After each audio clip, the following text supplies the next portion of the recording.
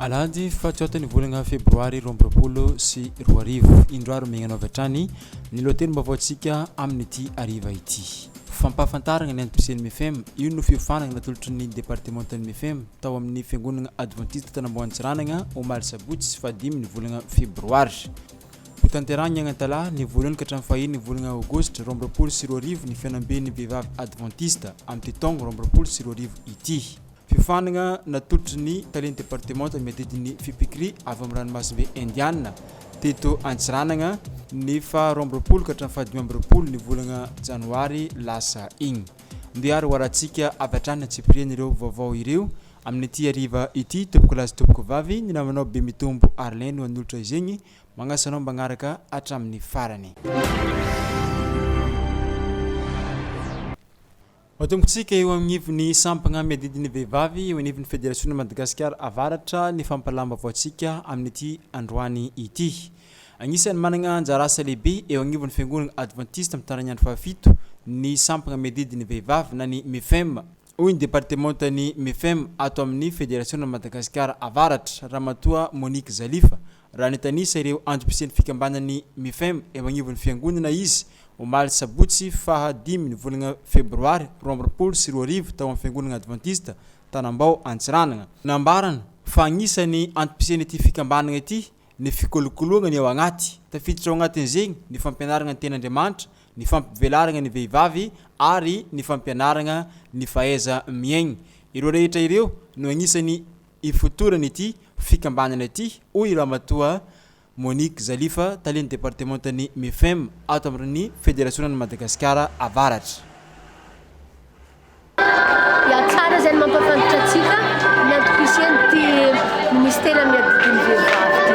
Voalohany zany mikolokolo ny ao anatiny. Avy faharoa mitondra ny any ivelany. Manakory ma le mikolokolo ny ao anatiny.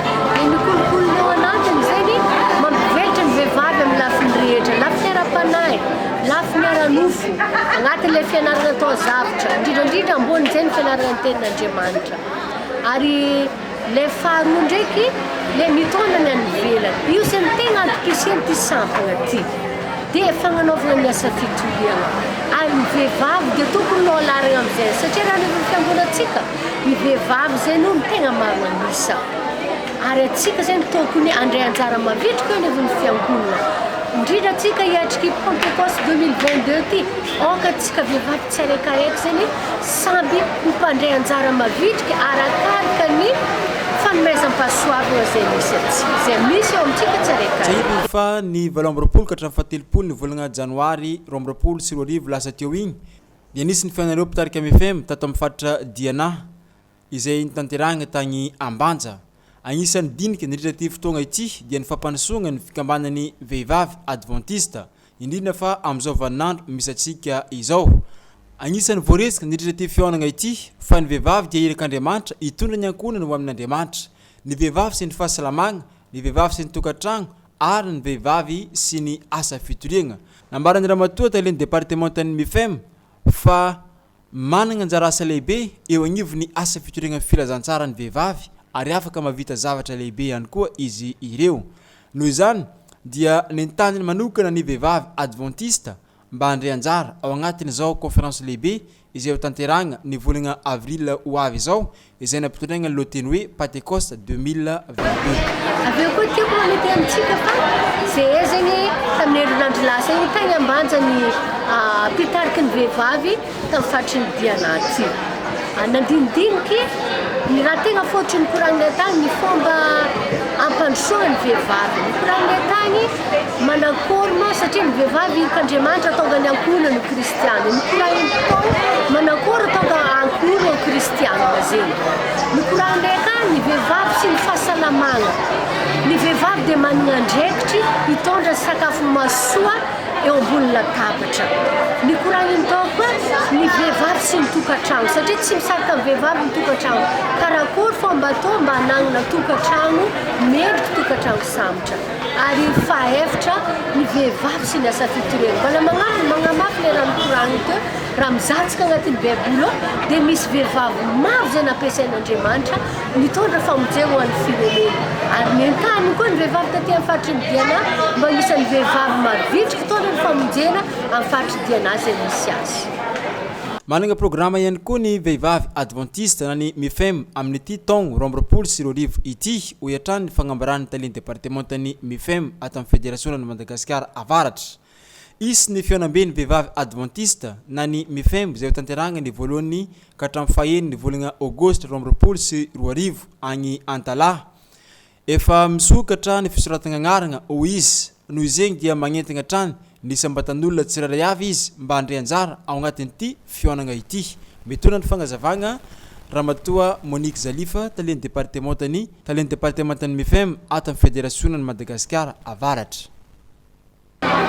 Tio koa mampilaza antsika amin'ny havagna jiaby ny magnano jiaby amin'ny rahavavy jiaby amin'ny faritry ny FMN aty. Atsika zay no hisy congrès raha sitrapon'Andriamanitra zay atao Antalagny en 1er jusqu'à 6 août amin'ny taona 2022 ity. Ny tenu efa nambara reo mpiandraikitra agny efa agny ny tenu agny ny didiny zay efa namiagna reo namantsika reo magnentana atsika zany mba hisoratra agnarana malaky tsy miambiny farany fa dia zao ty zany efa miazakaza zany agnano inscription satria Antalaha zany anaovantsika zao tsy haintsika manakory zany ny fahafahagny toerana agny fa anjaratsika zany zay misoratra agnarana ndraiky angatagna amin'ny Zagnahary samy ho afaka hamonjy congrès ka tonga ava maro avantsika jiaby rahavavy malala jiaby e. Ivadika amin'ny lafy vaovao hafa indray isika tompoko lasy tompoko vavy fanoantsika ny fampalalam-baovao amin'ny ity hariva ity. Nanolotra fampiofanagna ho an'ny membre ny fiangonana adventiste ny pasteur John Andrenasoa talian'ny départementany fitanam-pianarana kristiana eo anivon'ny fivonanam-beny fiangonana adventiste ato amin'ny ranomasimbe indiana. Ny fa 20 ka hatramin'ny fa 20 volana janoary 2024 lasa igny. Agnisan'ny nobanjinina nandritra ity fiofanagna ity ny momba ny fametrahagna an'Andriamanitra lolaharagna eo amin'ny fiainagna izy agnisan'ny lohevitra izay banjinina maneran-tany eo agnivon'ny fitantanam-piainana kristiana izany.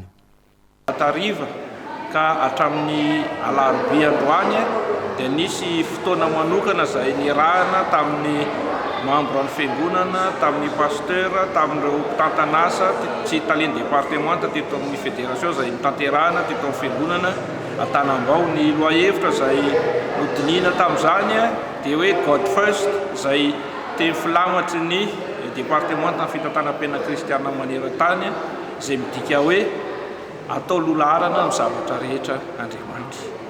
Nodinihana tamin'izany lohahevitra maromaro anisan'izany ohatra tamin'ny fotoana voalohany dia niresahana ny amin'ny hoe inona moa ny atao mametraka an'Andriamanitra ho lolaharana dia misy zany ireo karazana fahazarana fito izay tsara ho volena indrindra amin'izao fiandohan'ny taona izao. Tafiditra ao anatin'izany ny fanaovana vavaka fanorantena raha voafovo maraina, ny famakina baiboly ho an'ny tena manokana, ny famakina, ny fanahy faminaniana, fianarana lesona, sekoly sabata sy ny sisa sy ny sisa. Taorin'izay dia resahana ihany koa fa ny asa fitoriana, ny filazantsara dia afaka miaraka tsara amin'ny asa famelomantena izany. Ny apôstôly Paul moa no ohatra izay nodinihina tamin'izany.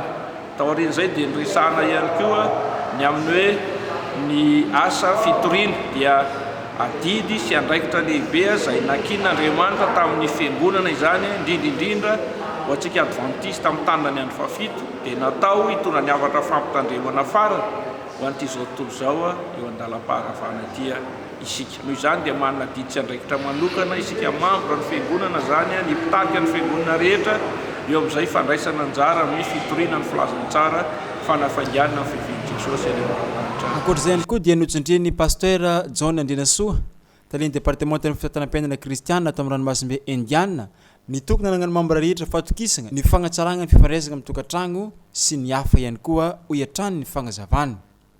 Ary taorin'izay dia niresahana ihany koa fa ny famerenantsika ny ampahafolony sy ny fanaovantsika fanatitra ara-drafitra dia anisan'ny fametrahan'Andriamanitra lolaharana satria fiankofana amin'Andriamanitra ihany koa izany. Noho izany dia tokony ahatoky isika tsy eo amin'ny famerenana ny ampafolony ihany fa eo amin'ny fanolorana fanatitra ara-drafitra ihany koa.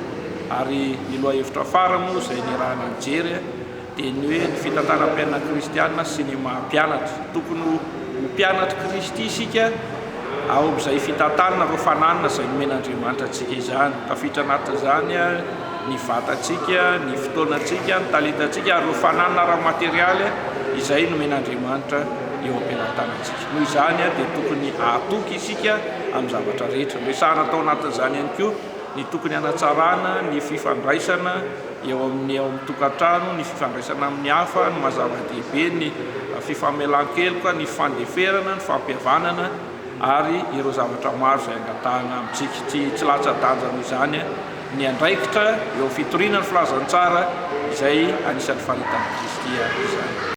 Ankehitriny ny fampiarana ireo fiofanana izay natolotra ho an'ny membre adventiste teto amin'ny distrikiny Antsirana nitra ny 5 andro no andrasana amin'izy ireo ho hiatrany ny fagnazavana. Ny andrasana membre mino aho fa azo membre ny hafatra izay nampitaina ary ny andrasana amin'izy ireo zany dia izao anao fampiarana satria tsaka isan'andro dia misy lesona azo mampiarana foana ka raha tsorona zany dia izao hoe misy manantena isika fa manomboka hatramin'izao ny membre eto Antsiranana dia ampiatra reny loha-hevitra rehetra reny, ampiatra ilay vavaka fanoloran-teny isan'andro, fianarana lesona sekoly sabata, fianarana ny famakina ny faminaniana sy famakina baiboly. Ampoizina ihany koa izy ireo fa hanokana ampany amin'ny fotoanany tsy amin'ny sabata ihany no hanomponan'Andriamanitra fa amin'ny andro hafa dia hanao asa fitoriana amin'ny filazantsara, hamangy ny hafa ihany koa izy ireo. Ampoizina ihany koa izy ireo fa handray anjara mavitrika amin'ny asa fitoriana izay atao na ataon'ny fiangonana io na ataon'ny tena manokana ary hanohana ampatrikina ny asan'Andriamanitra amin'ny alalan'ny famerenana ny ampafolony sy fanaovana fanatitra ara-drafitra.